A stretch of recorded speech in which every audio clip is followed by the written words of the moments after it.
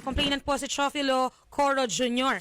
And hingi siya ng tulong, idol, na magkausap sila ng maayos ng kanyang kinakasama tungkol sa kanilang Asan anak. ano? Basura. And nais din niyang bayarin nito yung mga dokumento po na sinunog nito. So nasa studio muli natin, Sir, si Chofilo Coro. Nagaling po sa itimbre kanina. Okay. Sige. Matatanda ko na. Magandang hapon po. Sabi ni Mrs. pupunta raw siya rito. Actually, ni girlfriend. Apo. Na para mag face-to-face sila. Una sabi ni Sir, siya raw ay binubugbog palagi ng kanyang girlfriend na magkasama pa sila. Pero sabi ni girl, si Mr. ang bubugbog. Kaya sila hindi na magkakasundo.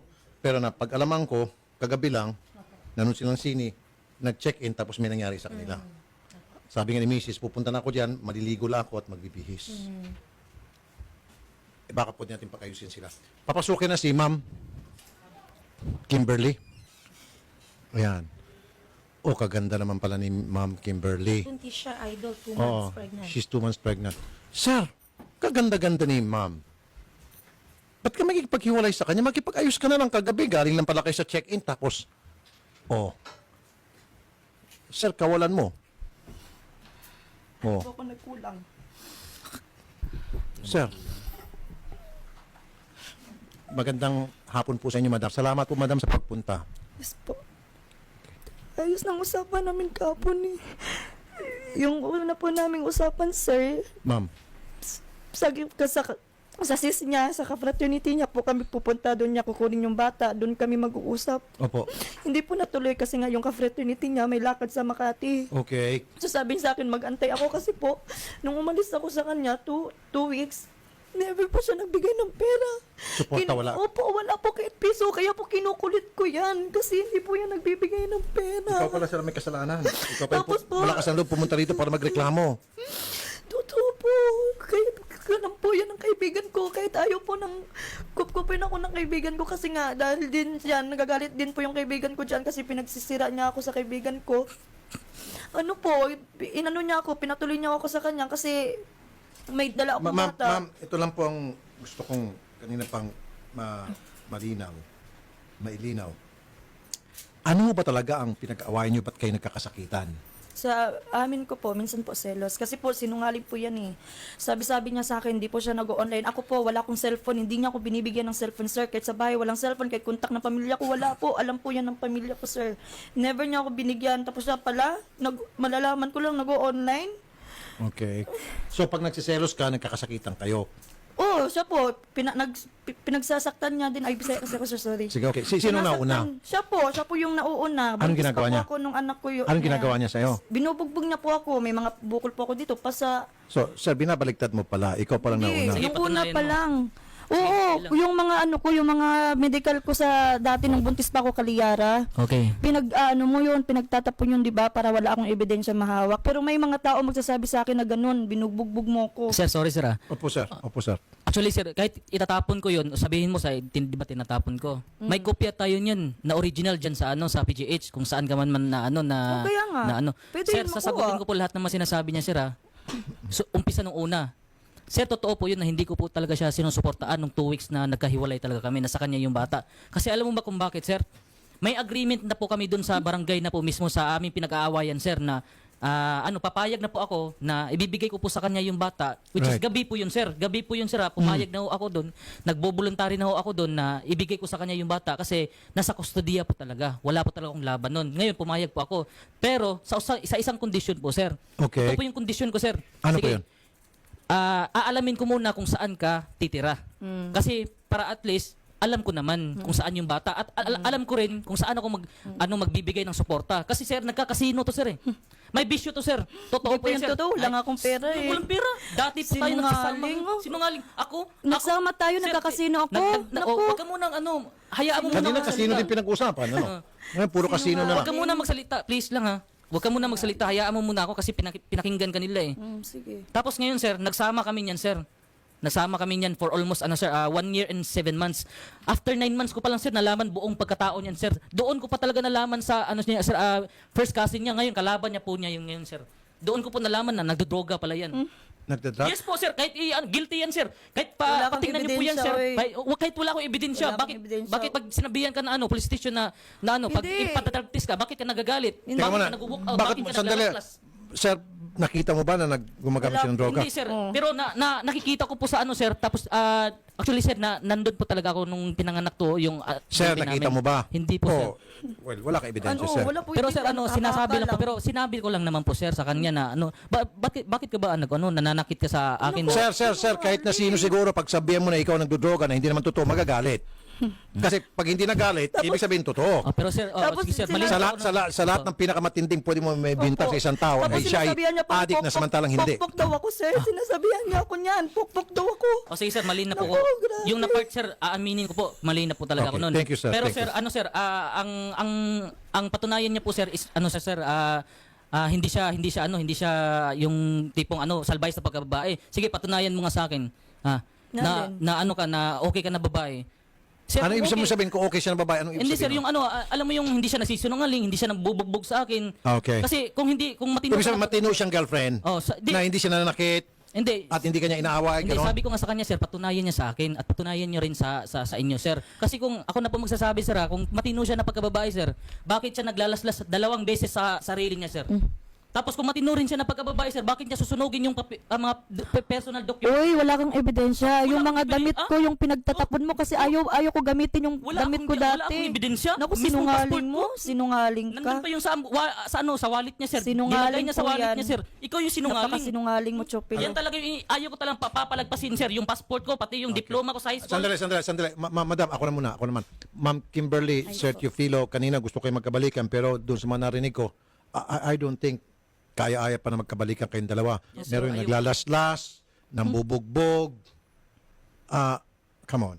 Hindi na siguro dapat kayo magbalikan. Hindi Yes po, talaga, hindi sir. po. Actually, sir, Yung akin lang po kasi kanina sustento. po ako nagsabi, sir, na ayaw ko na Sustento ng talaga. bata tsaka yung pagbubuntis. Yun na lang ko po. siguro. Yes po Opo. talaga. Sige. Much better po ng ganun, sir. Okay. Kasi never po yan magbibigay eh. Never talaga kasi tinatago mo yan sa akin. Sasabihin mo sa akin kung ano yung location.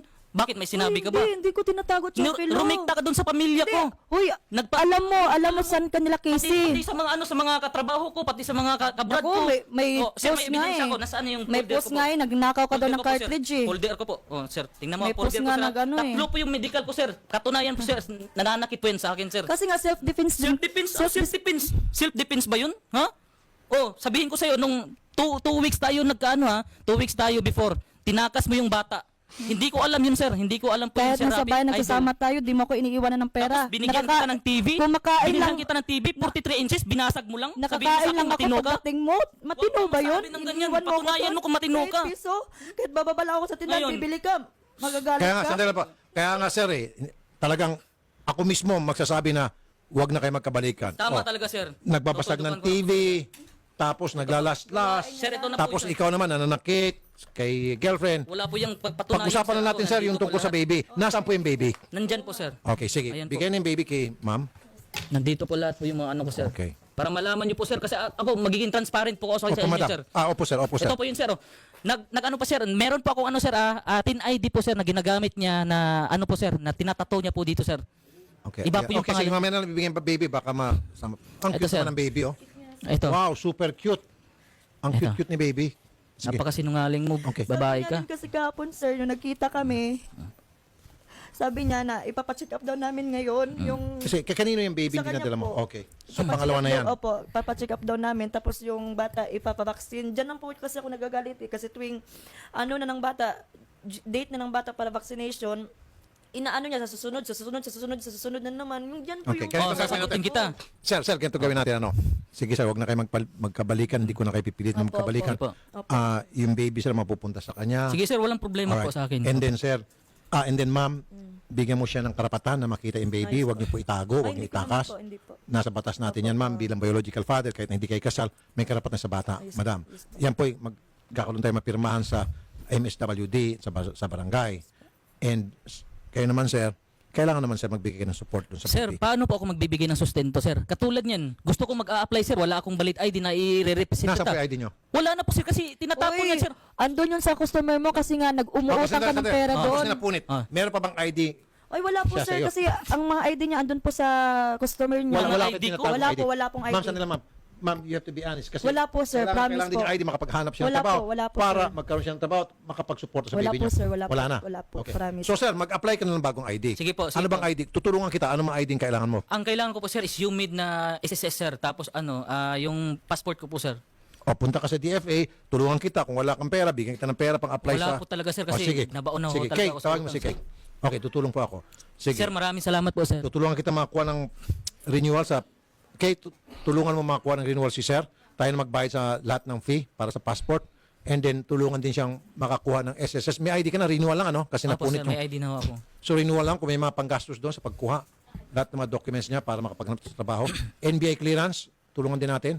Ano po yung sinasabi niya? Wala siyang trabaho po? Meron po yung trabaho, sir. Sinungaling. May trabaho ka ba ngayon, sir? Wala. Meron po yan. Sir, actually sir, part-time lang po yan. Ngayon lang po yan bumalik. Pero hindi talaga totaling sir na Hindi, nabuo talaga yan. Sir, may trabaho ka May wala? trabaho Meron po po, yan, sir. sir. O, meron ka pala.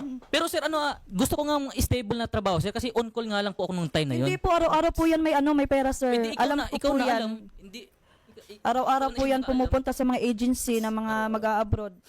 Ito sir, gusto ko, Sinungaling yan eh. pwede Okay, po ba ako? sandali. Sige. Anyway, just the same, okay? Tulungan natin siya makakuha ng passport. Sir, maraming renewal, salamat saka po. SSS. Yon, okay? Sige, sir. Maraming okay. salamat po sir. Sige, punta tayo sa kabilang booth. Doon, i-schedule natin yung pag-uusap tungkol sa baby nila, yung sa visitation rights ni sir. Okay? So, ma'am, ganun na lamang. Okay, sige po. Ito mga Ako mintik sa'yo, ko ma'am. useless lang pala ito. Kailangan magpatingin ka rin. Opo. Yes po, talaga. Ako po ang mag-sponsor. Opo. Pakonsulta ko kayo sa isang psychiatrist.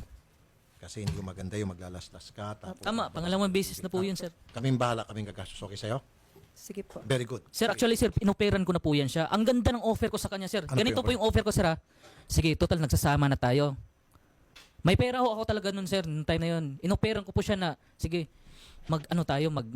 kumonsulta tayo sa psychiatrist. If ever man na ma-confine ka, sige gagastos ako. Okay. Na magkano kasi Uy, meron talaga ako, napakasinungaling mo. Tapos Pati- ang papalabas niya sir, bakit ako magpapakonfine? Hindi po totoo Dapat yan. ikaw ngayon magpapakonfine eh. Naku, hindi yung totoo. Ang sagot niyan sir. Hindi, ganito yan, sir. Hindi naman agad-agad confine. Una, kukonsulta mo na sa isang psychiatrist. Konsulta pala sir, sorry. And then sorry. nasa psychiatrist, kung sasabihin ko ano ba talagang Yes po, problema, sir. kung Opo. meron ba o wala, Opo, o sir. baka madadala sa medication. Opo. Yung pong sasabihin confine, yung po'y malala na. Yes po, malala na po yun sir. Oo, hindi pa naman siya malala. Pero sinabi ko na po sa kanya yan sir. Sir, wag mo na dugtungan. Baka lalong ma-stress na sige ito po, si ma'am. sige po, sir. Lalo Sorry pat po. buntis, sir.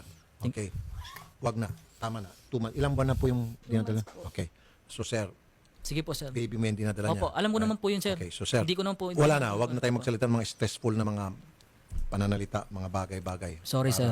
Alang-alang sa baby, ha? Sorry Sige, po. punta tayo sa kabilang booth, sir. Sasama namin kita sa MSWD. Tutulungan kita dun sa mga papers mo. Salamat po sir. And then, pirmahan dun sa custody ng bata, ha? Thank you Salamat, po, sir. Salamat, Salamat madam. po. Ingatan yung si madam, ha? Ma'am, dahan-dahan. Sir, salamat. Opo, sir. Opo, sir. Salamat, sir.